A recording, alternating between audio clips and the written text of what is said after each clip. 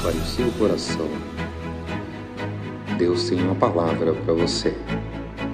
Com Rodrigo Farias, no canal Discípulos Anônimos. Convido a igreja que abram as suas Bíblias comigo, Filipenses, no capítulo 4, do verso 6 ao 9.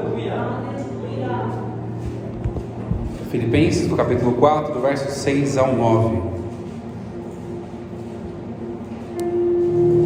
Eu prometo que eu vou tentar não me emocionar aqui, mas a palavra está ardendo no coração de uma forma. Daqui a pouco a lágrima começa a rolar, não liga não, tá? Filipenses capítulo 4, verso 6 ao 9. Quem encontrou, diga: eu vou para o céu. Eu vou para o céu. Quem não encontrou, diga: eu vou também, eu só não achei ainda. Amém? Nos encontraram? Vamos iniciar a leitura. Não estejais inquietos por coisa alguma, antes as vossas petições sejam em tudo conhecidas diante de Deus, pela oração e súplica com ação de graças. E a paz de Deus, que excede todo o entendimento, guardará os vossos corações e os vossos sentimentos em Cristo Jesus. Quanto ao mais, irmãos, tudo que é verdadeiro, tudo que é honesto, tudo que é justo, tudo que é puro, tudo que é amável, tudo que é de boa fama, se há alguma virtude, abre parênteses, poder, e se há algum louvor, nisso pensai. E o que também aprendestes, recebestes e ouvistes e vistes em mim, isso fazei, e o Deus de paz seja convosco. Essa semana ardeu uma mensagem no meu coração, e eu não costumo mandar mensagem no WhatsApp para o meu pastor. Eu sempre gosto de conversar pessoalmente com ele, mas a mensagem ardeu de uma forma tão grande no meu coração. Eu mandei mensagem para ele, falei: pastor, eu queria fazer um estudo, dar uma palestra sobre certo tema, e o que o senhor acha? Passou um tempinho, uns 40 minutos mais ou menos, o pastor Eduardo me manda mensagem, e o pastor não havia me respondido. O que eu entendi daquilo? Que naquele momento que o pastor Eduardo mandou mensagem, eu entendi para onde era a mensagem que Deus havia colocado no meu coração. Eu entendi que a mensagem que Deus havia colocado no meu coração não era para a igreja onde eu congrego, mas era para onde eu iria vir. E nós somos direcionados pelo Espírito. Nós não falamos aquilo que nós queremos falar, mas aquilo que Deus direciona por meio do seu Espírito, e a necessidade da sua igreja, porque a igreja precisa estar saudável para encontrar com o Senhor nas nuvens, saudável. Quando eu comecei a meditar nessa palavra que nós observamos aqui, fala sobre sentimentos, fala sobre inquietações, fala sobre oração e súplica, fala sobre pensamentos e fala sobre emoções. Há muito tempo, as nossas igrejas, os templos evangélicos, sempre voltaram as suas vidas para a questão espiritual. Não que não seja importante, a questão espiritual é muito importante, mas nós sabemos que nós somos compostos por corpo, alma e espírito. Paulo escreve aos Tessalonicenses no capítulo 5 e verso 23, e o mesmo Deus de paz vos santifique em tudo, em espírito, em alma e corpo. Como somos compostos de corpo, alma e espírito, nós temos que cuidar do quê? Dos três. Há muito tempo a nossa geração deixou de lado a alma, os sentimentos. Há muito tempo os nossos antepassados deixaram de lado o cuidado com o corpo. E nós sabemos que o corpo não é uma matéria qualquer. O corpo, ele é o quê? O templo do Espírito Santo. A nossa alma, as nossas emoções, elas precisam ser cuidadas de uma forma que possa ter equilíbrio nos três. Buscando a Deus em oração, buscando a Deus controlando a mente, as emoções, buscando a Deus cuidando da sua própria saúde.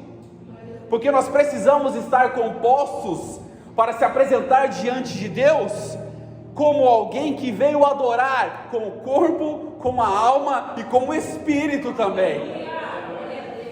Nós precisamos se apresentar diante de Deus em tudo, por completo. E nossos antepassados, ou muitas vezes a nossa geração, tem deixado de lado isso. As pessoas não têm cuidado das emoções, as pessoas não têm controlado os pensamentos. E tem um escritor que eu gosto muito, que ele fala: pensar é bom, mas pensar demais é uma bomba relógio.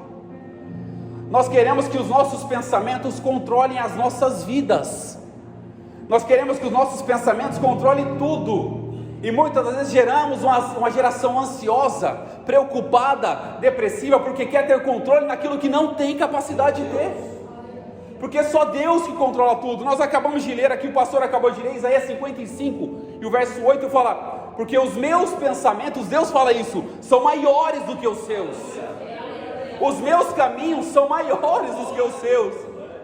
Nós não somos guiados por uma coisa qualquer, nós somos guiados pelo próprio Espírito de Deus, enviado por Jesus, quando Ele foi assunto aos céus. Nós precisamos tratar isso com todo carinho, com todo cuidado, porque além de termos essa composição, temos esse complemento, essa história todinha, Paulo reafirma que nós somos o quê? Templo do Espírito Santo. 1 Coríntios capítulo 3, 16 e 17, capítulo 3, verso 16 e 17, não sabeis vós que sois templo de Deus, e que o Espírito de Deus habita em vós?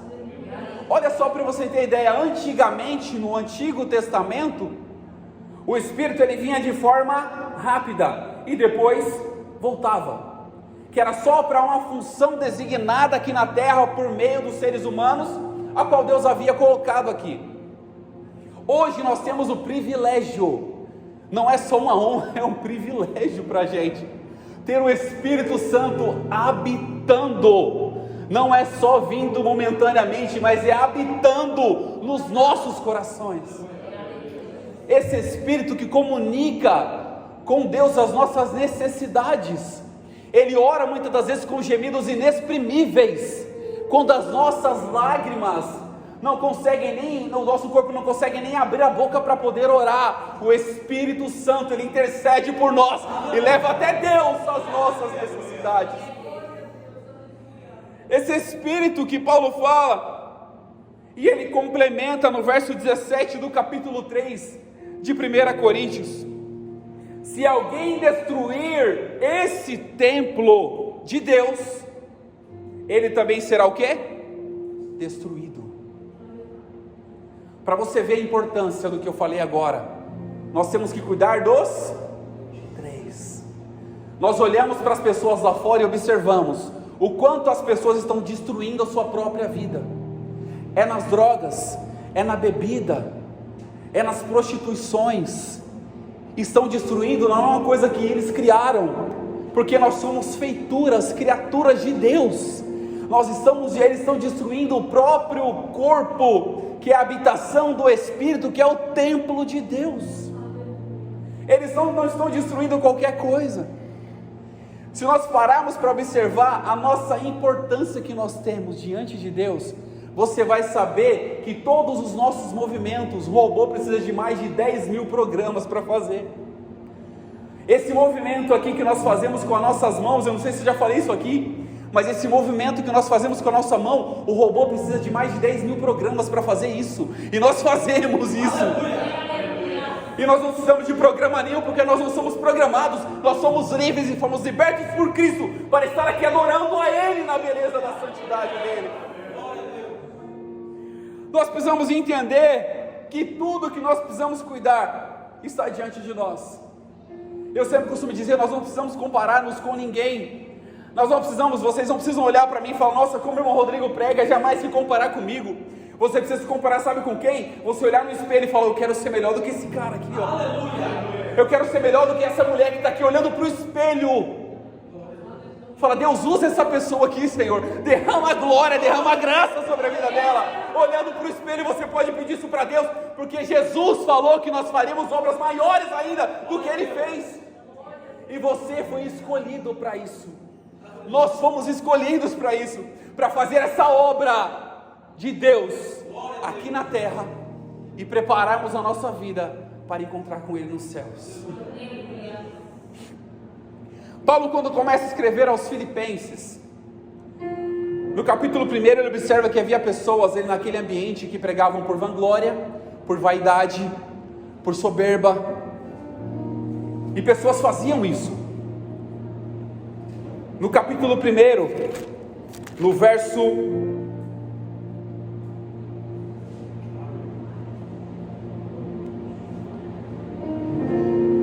eu vou encontrar aqui, calma aí. No capítulo 1, no verso 16: uns na verdade anunciam a Cristo por contenção, não puramente, julgando acrescentar aflições às minhas prisões, mas outros por amor, sabendo que fui posto para a defesa do Evangelho. Na verdade, no verso 15, verdade é que alguns pregam a Cristo por inveja, por porfia, mas outros de boa vontade. Quando nós observamos isso, o que se trata isso? De sentimentos. As pessoas sentirem-se importantes e esquecerem que importante é aquele que nos chamou, não nós. Sentir-se importante por pregar, esquecer que quem usa o pregador é o Espírito, não é o pregador que fala aquilo que ele quer. Como eu voltei a falar no começo, a mensagem que ardia no meu coração não era para a igreja do 7 de setembro, onde eu congrego, mas era para esse ambiente, onde nós formamos isso, para que a palavra de Deus alcançasse os nossos corações. No capítulo 2, ele começa a dizer para a igreja: portanto, se há algum conforto em Cristo, alguma comunhão no Espírito, alguns entranháveis afetos de compaixão, completai a minha alegria, para que sintais o mesmo, tendo a mesma coisa. Nada façais por contenda ou por vanglória, mas por humildade. E cada um considere o seu irmão superior a si mesmo, de forma que haja em nós o mesmo sentimento que houve em Cristo Jesus, que não teve por usurpação ser igual a Deus, mas absteve da sua glória, esvaziou-se de si mesmo, se achado na forma de homem, se humilhou até a morte, e a morte de cruz. Por isso que Deus o exaltou soberanamente, ele deu um nome que é sobre todo nome, para que o nome de Jesus todos os joelhos se dobrem nos céus, na terra e debaixo da terra, e toda língua confesse que Jesus Cristo é o Senhor, para a glória de Deus Pai. O que nós observamos aqui que fala sobre sentimento? Sentimento de quem? De Jesus. Nós vamos entender a diferença entre sentimentos e emoções. O que é uma emoção? É algo que vem rápido, passageiro, e faz nos sentir raiva, tristeza, alegria, ódio, qualquer outra coisa. Sentimento, aquilo que é mais, demora um pouquinho mais para poder sair, porque nós começamos a refletir naquilo. E quando Paulo fala aos Filipenses de sorte que haja em vós o mesmo sentimento que houve aqui de Jesus, ele fala de sorte, que o que Jesus sentiu, vocês possam viver e sentir também. O que Jesus fez, vocês possam sentir e fazer também. O que Jesus viveu aqui na terra, vocês possam viver nas suas vidas, para a glória e para todos sempre, até a volta de Jesus nas nuvens. No capítulo 3, no verso 18 até o verso 21, porque muito usado que muitas vezes vos disse, e agora também digo, chorando. Paulo está expressando o que? Uma emoção. Eu falo para vocês chorando. Por quê? Muitos haviam se feito inimigos da cruz de Cristo. Muitas pessoas achavam que combater Paulo, estavam combatendo só Paulo. Não, mas estavam combatendo o evangelho que Paulo estava pregando. Ele não estava negando o evangelho de Paulo, mas estava negando o evangelho de Cristo transmitido por meio de Paulo. Aquelas pessoas diziam-se fazer alguma coisa para Deus, mas negavam a Deus na sua essência. E Paulo falou isso: eu digo para vocês, digo chorando, com tristeza no coração, que essas pessoas estão sendo inimigos de Cristo, da cruz de Cristo. E as pessoas que são inimigos da cruz, elas negam o quê? O sacrifício, a vinda de Cristo e a ressurreição ao terceiro dia. As pessoas que são inimigos da cruz negam isso. E nós não somos aqueles que negam a cruz, nós somos aqueles que abraçamos a cruz. Senhor, eu coloco a minha cruz nos meus ombros e vou até o fim, porque o Senhor fala que aquele que quer vir após mim, negue-se a si mesmo, tome cada dia a sua cruz e vem e segue-me. E Jesus fala isso para nós. E depois desses alertamentos que Paulo dá, aqui nós iniciamos o capítulo 4 e aonde nós lemos: não estejais, pois, inquietos.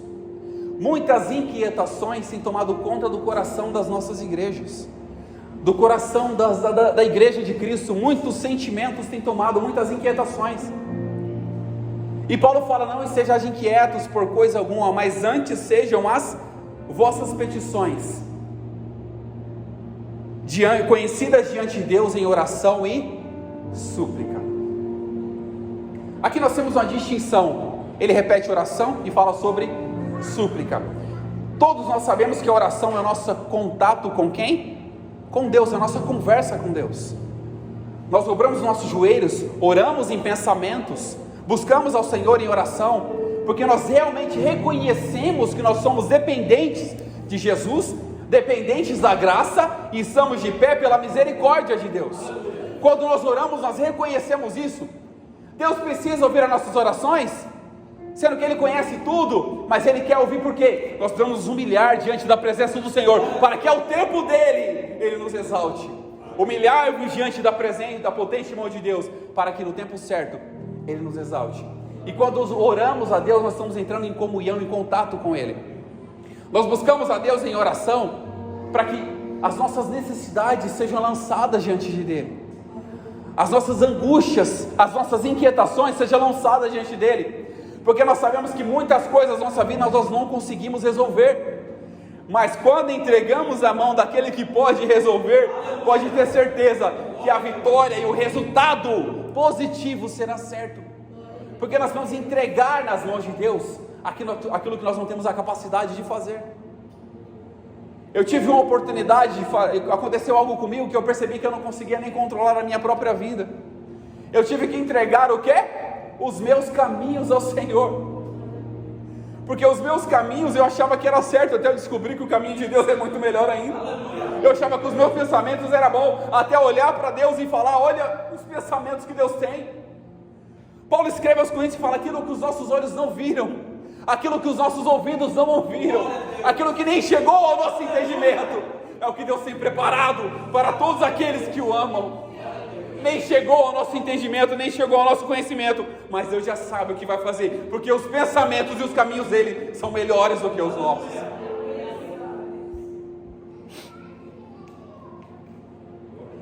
Nós podemos observar as nossas vidas e olhar para tudo que nós precisamos diante de Deus. Nós precisamos entregar as nossas necessidades, entregar as nossas angústias, entregar tudo nas mãos de Deus. Saber que os nossos pensamentos não controlam as nossas vidas. Eu vou falar uma coisa para os irmãos que pode parecer assustador, e para mim, quando eu ouvi, pareceu que era assustador. A psicologia, a psiquiatria fala que os nossos pensamentos não são reais. Os nossos pensamentos que a gente tem não são reais. Por quê? Porque há pensamentos que são intrusivos. Nós não queremos pensar aquilo, e de repente aparece na nossa mente: nossa, como é que eu posso odiar alguém sendo que eu nem conheço aquela pessoa? Como é que eu posso pensar em alguma coisa tão ruim, sendo que eu nem sei como é que aquela sensação? Porque há pensamentos na nossa mente que vêm de forma intrusiva, mas quando nós eliminamos isso e lembramos que os pensamentos de Deus são muito mais altos, nós entregamos ao Senhor: Senhor, conduz a minha vida, e os meus pensamentos possam ser os seus também. Nós precisamos compreender que os nossos pensamentos, tudo que nós temos diante dos nossos olhos, são formados de alguma forma. Existem os nossos pensamentos intrusivos, e existem os nossos pensamentos que são formados. O salmista escreve no Salmo 101, no verso 3, e ele fala: eu não porei coisa má diante dos meus olhos. Aqui nós temos a primeira observação: o que vem diante dos nossos olhos é registrado na nossa memória, na nossa mente, e de forma involuntária muitas das vezes, porque há certas situações da nossa vida, e eu creio que quase todos passaram por isso. De repente a gente está num ambiente e fala: nossa, parece que eu já passei por isso, eu já tive essa sensação. Na verdade a sua memória registrou e você nem percebeu. Por isso que é importante a gente saber o que nós colocamos diante dos nossos olhos. Por isso que é importante nós sabermos que tudo que nós colocamos nos nossos olhos pode ser registrado pela nossa mente E quanto menos esperamos, o subconsciente pode ser vindo à tona de um momento de fragilidade emocional. É o que acontece. Eu, há muito tempo atrás, eu não assisto mais noticiários, jornais. Por quê? Você só vê o quê? Só desgraça, só coisas ruins, só coisas que não valem a pena ver. Por quê? Porque eu observei e comecei a meditar e a analisar que tudo aquilo que os meus olhos viam, aquilo que eu ouvia, entrava para onde? Para minha memória. E no momento de fragilidade, sabe o que acontece? Isso tudo pode vir à tona e pode destruir a sua vida e você não vai perceber. Muitas das vezes nós observamos, e essa mensagem que eu queria trazer, porque nós estamos no mês de conscientização do quê? Do suicídio. Porque se a nossa geração soubesse o que coisas ruins diante dos seus olhos podem causar, você se afastava disso, olhava para Cristo, olhava para a palavra e se esquecia de tudo isso. Porque você vai saber uma coisa, o que você olha, registra no seu coração. Então estar aqui nesse ambiente, isso vai ser registrado na nossa mente. E no momento de fragilidade, você vai lembrar da palavra que foi pregada, de fortalecimento para a sua vida. Por isso que o ambiente em que nós estamos forma o nosso caráter. O ambiente em que nós estamos forma a nossa vida. A nossa saúde emocional pode prejudicar tudo, e tudo na nossa vida pode prejudicar a nossa saúde emocional. Nós precisamos compreender isso, e não colocar coisas más diante dos nossos olhos, mas olhar para a palavra. Senhor, eu vou colocar a Tua palavra na minha frente, eu vou colocar a Tua palavra nos meus olhos, e se for para mim colocar alguma coisa, que eu vou colocar a meditação da Tua palavra, guardar no meu coração, para que eu jamais possa pecar contra Ti, como diz o salmista. Nós precisamos trazer isso para dentro dos nossos corações, porque houve muitos sentimentos que destruíram pessoas e famílias. Nós observamos exemplos na Bíblia, no começo das Escrituras, no livro de Gênesis, no capítulo 5, no verso 7, nós temos a história de quem? Caim e Abel. Os dois foram oferecer uma oferta a Deus. Caim priorizou as primícias, priorizou o que ele podia oferecer de melhor. Abel priorizou o que ele podia oferecer de melhor, e Caim ofereceu aquilo que lhe sobejava. E de repente, no momento da oferta, Deus olhou e se atentou para a oferta de Abel e não para a de Caim. E Deus fala para Caim: por que encheu Satanás o seu coração? Se você fizesse bem, não seria certo que seria aceito? Mas você fez mal. E ele afirma: se não fizeres bem, o pecado jaz à porta, e sobre ti será o seu desejo, e cabe quem? Mas você deve dominar sobre ele. Isso são um dos frutos do Espírito, domínio próprio. Deus deu a oportunidade de Caim saber que ele poderia controlar as suas emoções e os seus sentimentos. Deus deu a oportunidade para Caim saber que aquilo que ele tinha no coração dele podia ser eliminado, mas ele armazenou no coração ao ponto de fazer a primeira tragédia da história. A nossa geração precisa entender que tudo que vem à nossa mente não controla o nosso corpo, mas quando entregamos a nossa vida, é Ele que controla a nossa mente, é Ele que controla o nosso corpo, e é Ele que conduz o Espírito para próximo dEle. Não deixe jamais que sentimentos ruins tomem conta do seu coração.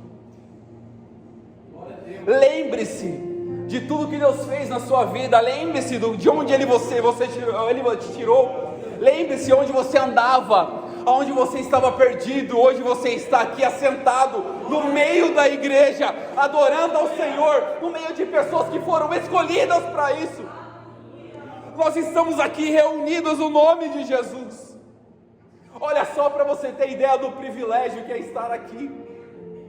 Muitas pessoas queriam ter essa oportunidade e não tiveram. Muitas pessoas não sabiam que podia controlar a sua própria mente, e hoje destruíram, tiraram a sua própria vida. Mas aqui nós estamos diante da presença do Senhor. Nós estamos aprendendo que os pensamentos de Deus são maiores. Nós estamos aprendendo que a presença do Senhor ainda alegra o nosso coração, que o Espírito ainda renova a nossa vida. Nós estamos aqui diante da presença dEle. Nós sabemos que precisamos nos quebrantar diante da presença do Senhor, porque é uma necessidade de fazermos isso. Outro exemplo claro que nós temos na Bíblia foi José e os seus irmãos. O pai de José pegou aquela túnica mais bonita e levou para José, falou: toma aqui, meu filho. Qual o sentimento que veio nos irmãos dele? A inveja. Esse foi o sentimento que veio no coração dos irmãos de José. Eles podiam dominar esse sentimento? Podiam. Eles podiam resistir a esse sentimento e amar o irmão dele? Podiam. Mas eles não quiseram. Eles não fizeram. E eu sempre costumo dizer, com todas as letras e com todas as oportunidades que eu tenho, todos nós estamos sujeitos a ter inveja de alguém. Todos nós estamos sujeitos a invejar alguém. É duro isso? Mas nós também estamos sujeitos, precisamos compreender isso. Mas também estamos aqui aprendendo o quê? Por mais que esse sentimento venha, nós possamos eliminá-los, entender que o amor de Cristo, a paz que excede todo entendimento, ainda guarda o nosso coração e as nossas emoções em Cristo Jesus. Nada que venha lá de fora possa dominar a nossa vida. Nada que venha lá de fora possa parar o nosso caminhar. Nada que venha lá de fora possa perturbar a nossa mente ao ponto de nos distanciarmos da presença do Senhor. Nós entendemos que quando falamos sobre pensamentos, o inimigo não pode destruir a nossa vida. E nós sabemos disso. O inimigo pode matar alguém? Pode ou não? Não. O inimigo não tem esse poder. Por que ele não tem esse poder? Porque em Apocalipse, no capítulo 1 e verso 18, Jesus olha para aquelas pessoas, olha para João na revelação que estava dando para ele e fala: eu que vivo e fui morto, mas aqui estou vivo para todo sempre, amém. Eu tenho a chave da morte e do inferno. O inimigo não pode destruir as nossas vidas. Sabe o que ele faz? Ele tenta convencer você a tirar a sua. Ele não pode ter o poder de matar você, mas ele tenta te colocar na sua mente que a sua vida não vale nada, que você não tem valor nenhum, para que você possa tirar a sua vida. Mas nessa noite eu vou dizer para vocês e para a nossa igreja aqui, nós temos um valor, porque o Espírito Santo habita nos nossos corações, ele mora dentro de nós.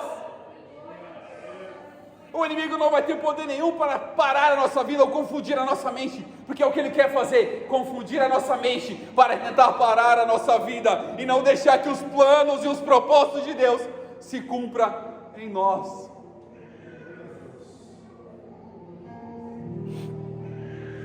E nós sabemos que nós precisamos também entender que todo ser humano tem um limite. Nós precisamos compreender isso. Na nossa vida secular, no nosso trabalho, nós temos limites. Na nossa vida cotidiana com a família, nós temos limites. Na nossa vida conjugal, nós temos limites. Na nossa vida espiritual, nós temos limites. Na nossa vida de estudo, faculdade, que seja, nós temos limites. E nós precisamos respeitar esses limites. E conhecer que se há limites, eles precisam ser o quê? Controlados e domados por nós. Eclesiastes no capítulo 9, no verso 10, o grande escritor Salomão, depois de ter escrito Cantares de Salomão na sua juventude, Provérbios na sua fase mais adulta, mais sábio, mais consciente, chegou na sua velhice, ele começa a escrever Eclesiastes. Que Eclesiastes, o significado da palavra no grego é kohelet, que significa o mensageiro, o pregador. Ou seja, no final da vida dele, ele lembrou que ele precisava ser um mensageiro. No final da vida dele, ele lembrou que ele precisava trazer uma palavra de conforto para aquelas pessoas e mostrar que a vida não era só como Provérbios, que a vida é ideal no Provérbios, mas demonstrar para a gente que em Eclesiastes a vida é real e nós precisamos vivê-la. Ele olha e fala: tudo que vier a sua mão para fazer, faça conforme as tuas forças. Ele não falou para você extrapolar os seus limites. Ele falou para você olhar para você e entender qual é o limite de parar e qual é o limite de continuar.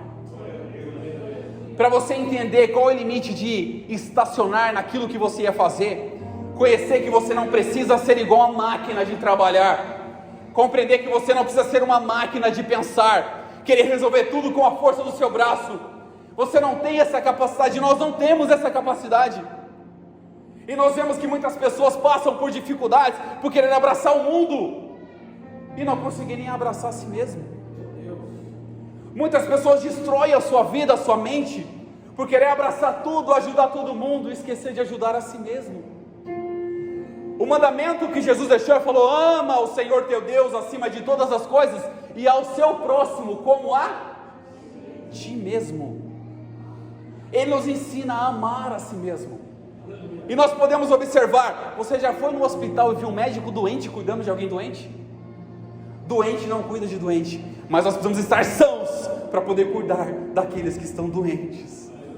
E nós precisamos cuidar do quê? Do nosso corpo, da nossa alma e do nosso espírito. Como nós cuidamos do nosso corpo? Nos alimentando de forma correta, fazendo um sono, tendo um sono de qualidade, fazendo alguma atividade física, exercício que seja, nos alimentando bem. Como nós cuidamos das nossas emoções? Controlando o pensamento, entender que nós não resolvemos tudo, entender que a vida precisa de ajuda, nós precisamos de ajuda, precisamos passar em profissionais, precisamos ter cuidado da nossa mente, que é a nossa raciocínio, nós precisamos cuidar disso, e nós precisamos também cuidar do nosso espírito, que é o nosso contato com Deus. E é um conjunto de coisas. Não negligencie um e foque mais em outro, mas cuide dos três, porque Deus é vitorioso para dar a vitória para nós. Deus é poderoso para fazer coisas infinitas nas nossas vidas. E Paulo fala aqui no verso 8, no capítulo 4, no verso 8, no Filipenses, capítulo 4, verso 8: quanto a mais, irmãos meus, tudo que é verdadeiro, tudo que é honesto, tudo que é justo, tudo que é puro, Jesus, tudo que é amável, tudo que é de boa fama, se há alguma virtude, abre parênteses, poder, se há algum louvor, pensem nisso. Foque o seu pensamento em coisas que podem trazer esperança para você. Traga à sua memória aquilo que te traz esperança. Coloque diante de você aquilo que vai erguer a sua vida, que vai colocar você mais uma vez aos pés da cruz mais uma vez. Na revelação que eu falei aqui, que foi dado para João, depois que ele teve a revelação do Senhor, os olhos como chama de fogo, os pés como de latão reluzente, estava com a couraça de ouro, estava com a voz como a voz de muitas águas. Depois que ele teve essa visão, qual foi a primeira reação dele? Ele não conseguiu resistir em ficar de pé. O que ele fez? Ele caiu. Ele caiu. Isso demonstra para a gente, nós precisamos nos prostrar diante da glória de Deus. Nós precisamos nos prostrar diante da presença do Senhor e entender que nós precisamos cada dia mais buscar ao Senhor enquanto nós podemos achá-lo, invocá-lo enquanto ainda Ele está perto, porque o mesmo Deus de paz vos concederá bênçãos espirituais, bênçãos materiais e emocionais. E para a gente finalizar, Filipenses 4 e 6, onde a gente leu: não estejais inquietos por coisa alguma, antes as vossas petições sejam em tudo conhecidas diante de Deus, em oração e súplica, contato com Deus e implorar mesmo. Se for necessário implorar, suplicar, implore. Se for necessário chorar, chore. E tem muita gente que fala que homem não chora, você que pensa que não. Eu quero ver o dia que eu estiver prostrado diante dos pés do Senhor, eu choro mesmo igual criança, porque ainda eu tenho um Deus que vela pela minha vida. Ainda tem um Deus que vela pela igreja. Se for para chorar, chore, derrame a sua lágrima, se derrame diante da presença do Senhor, porque Ele ainda ouve as nossas orações. Olha só o privilégio, aquele Deus que está sentado no seu alto e sublime trono. Isaías fala: o Senhor que estava sentado no seu alto e sublime trono está olhando para nós nesse momento